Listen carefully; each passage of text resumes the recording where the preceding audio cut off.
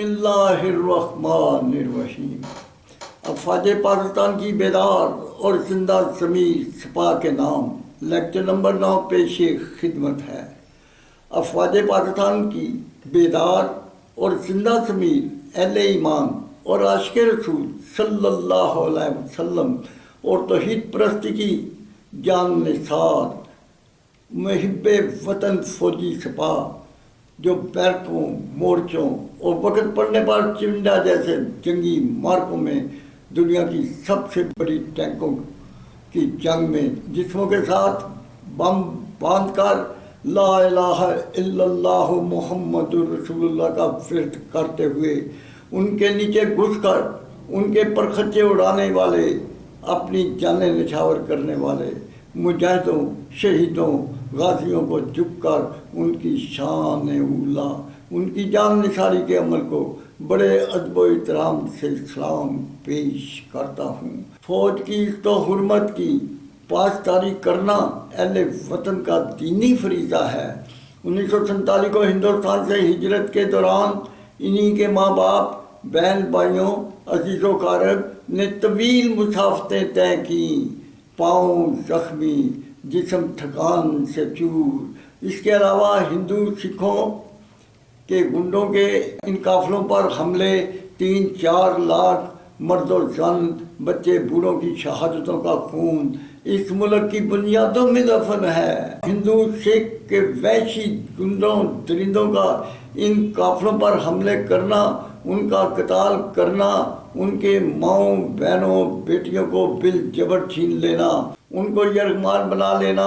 ان کے جسموں کو نوچنا، ان بے بس، مجبور، کمزور، معصوم، متحرہ بہن بیٹیوں، دختران اسلام سے بالجبر اولادیں پیدا کرنا، ان کے ان گھناؤنے زخموں کی نہ ختم ہونے والی اذیتیں،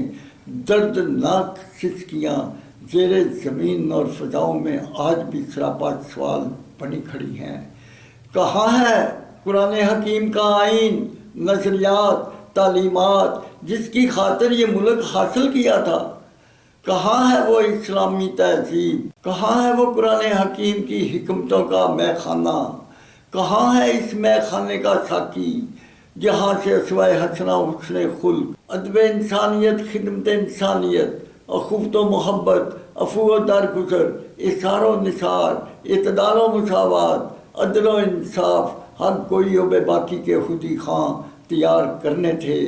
کیا پاکستان پر 1947 کے بعد کسی برطانوی یا امریکی یا روسی یا چینی یا انڈین یا دنیا کے کسی اور ملک کی افواج یا ان کی کسی اور حکمران نے آ کر حکمرانی کی ہے؟ 1947 کو انگریز پاکستان سے رخصت ہوا تو وہ اپنا نظام حکومت افسرشاہی، فوج شاہی، منصب شاہی کے حوالے کر گیا۔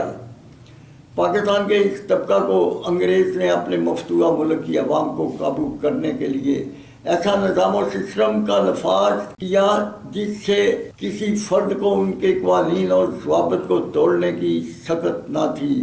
انہوں نے اس نظام و سسٹم سے انڈیا کو جیل اور اس میں بچنے والے اہل وطن کو بدترین قیدی بنا رکھا تھا۔ ان پر بنیادی ضروریات حیات کا ایسا نظام نافذ کیا، اگر ان کو صبح کا ناشتہ مل جاتا تو دوپہر کے کھانے کے حصول کے لیے کوشاں رہتے، اگر دوپہر کا کھانا مل جاتا تو شام کے کھانے کے لیے پریشان رہتے۔ لیکن ان اہل وطن کسانوں، مزدور کے پیدا کردہ تمام وسائل، خزائن، زر مبادلہ ان کی زیر کمانڈ تھے، وہ انگریز کے پاس پہنچ جاتے۔ انگریز اپنے تمام حکومتی اخراجات، افسر شاہی، فوج شاہی، منصب شاہی کی شاہی تنخواہوں، شاہی مراد دینے کے بعد جو خزائن اور مال و دولت بچ جاتا، انگریز اسے برطانیہ لے جاتا۔ انہوں نے اسی دولت سے برطانیہ کو ایک ترقی یافتہ ملک اور عالمی سپر پاور بنا دیا۔ 1947 کی آزادی کے بعد انگریز وائسرائے انڈیا انڈو پاک سے رخصت ہوا تو پاکستان کے پہلے گورنر جنرل قائد اعظم اور پہلے وزیر اعظم لیاقت علی خان بنے تو خزانہ خالی تھا۔ پاکستان کے پاس سرکاری ملازمین کو تنخواہیں دینے کے لیے کوئی رقم نہ تھی۔ نواب بہاولپور نے 1 سال تک سرکاری ملازمین کے اخراجات کا بوجھ اٹھایا۔ پاکستان بہت سی دشواریوں سے گزرتا رہا۔ لاکھوں مسلمان انڈیا سے ہجرت کر کے پاکستان پہنچ رہے تھے۔ بخار اور ہیضہ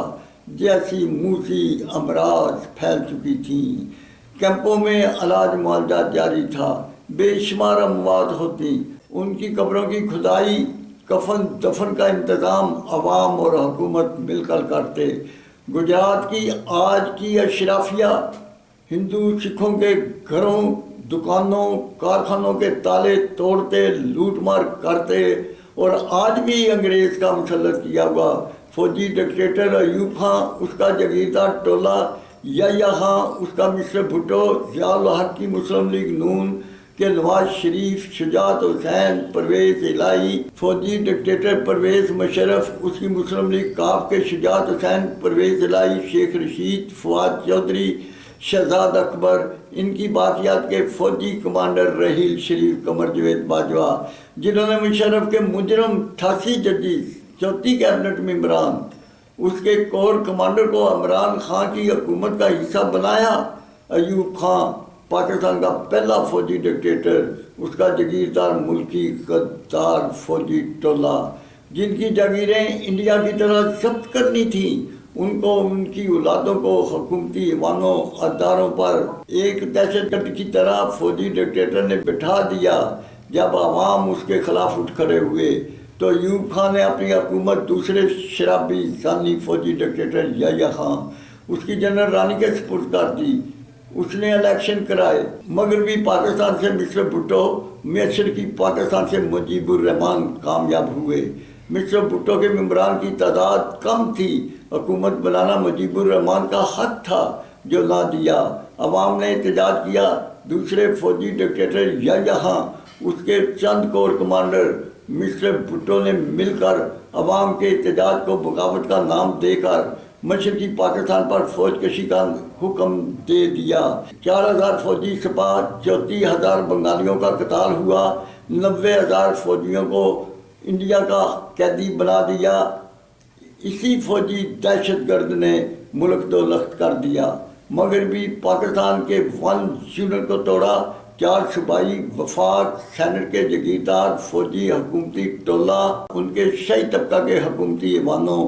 اداروں کی تعداد بڑھا کر سرکاری رازنوں کے ذریعے ملک لوٹنا جاری کر دیا۔ نہ ایوب خان کا جاگیردار ٹولہ کو حکومت کا حصہ بنانے، نہ یحییٰ خان کا 4000 فوجی سپاہ، 34,000 بنگالیوں کا قتال کرنے، 1 یونٹ توڑنے، 4 صوبائی وفاق، سینٹ کے ممبران کی تعداد بڑھانے کے جرائم کا کسی نے کوئی نوٹس نہ لیا۔ چوتھے فوجی ڈکٹیٹر پرویز مشرف، اس کی مسلم لیگ کاف کے چودھری شجاعت حسین، پرویز الہی، شیخ رشید، فواد چودھری، شہزاد اکبر، MQM کے مجرموں کا امریکہ، اس کے اتحادی ممالک کو افغانستان پر حملہ کرنے، پاکستان اور اس کا شمسی ایئر بیس مہیا کرنے، پاکستان کو امریکہ، اس کے اتحادی ممالک کی عالمی فوجی چھاؤنی بنانے، جدید اسلحہ، دیسی کٹر، بمبوں، ڈرون اور جنگی جہازوں کے انبار اکٹھا کرنے، انڈیا کی راہ، اسرائیل کی مساعد، امریکہ کی بلیک واٹر جیسی فوجی خفیہ ایجنسیوں اور اتحادی ممالک کی افواج نے مل کر 7-8 لاکھ افغانیوں کا قتال، 3-4 لاکھ کو مزدور بنانے، افغانستان کے پہاڑوں کو ریت، شہروں بستیوں کو خاکستر کرنے، خوراک و پانی کے ذخائر کو تباہ کرنے، 90,000 پاکستانیوں کا قتال کرنے، ریموٹ کنٹرول کے ذریعے ملک کو چھلنی کرنے، 10 سال تک پاکستان کو حالت جنگ میں رکھنے، ملکی غیر ملکی تاجر اپنی انویسٹمنٹ پاکستان سے نکال کر دوسرے ممالک لے جانے، امریکی امداد کا بیشتر حصہ فوجی ڈکٹیٹر پرویز مشرف، اس کی سیاسی جماعت کے شجاعت حسین، پرویز الہی، MQM، شیخ رشید، فواد چودھری، شہزاد اکبر جیسے ملکی غداروں کا آپس میں تقسیم کرنا، فوجی سیاسی ٹولہ کا NRO اور 51% حقوق نسواں کے مجرمانہ قوانین کو آئین کا حصہ بنانا، ملک کے بجٹ کو ڈبل سے بھی زیادہ بڑھانا، قرآن حکیم کے آئین کے خلاف حکومتی ٹولہ شاہی طبقہ کی مستورات کو حکومتی ایوانوں اداروں کی حکمرانی دینا، ان کے شاہی اخراجات کا بجٹ ڈبل سے زیادہ بڑھانا، اہل وطن کا دین دنیا لوٹنے والے مجرموں کو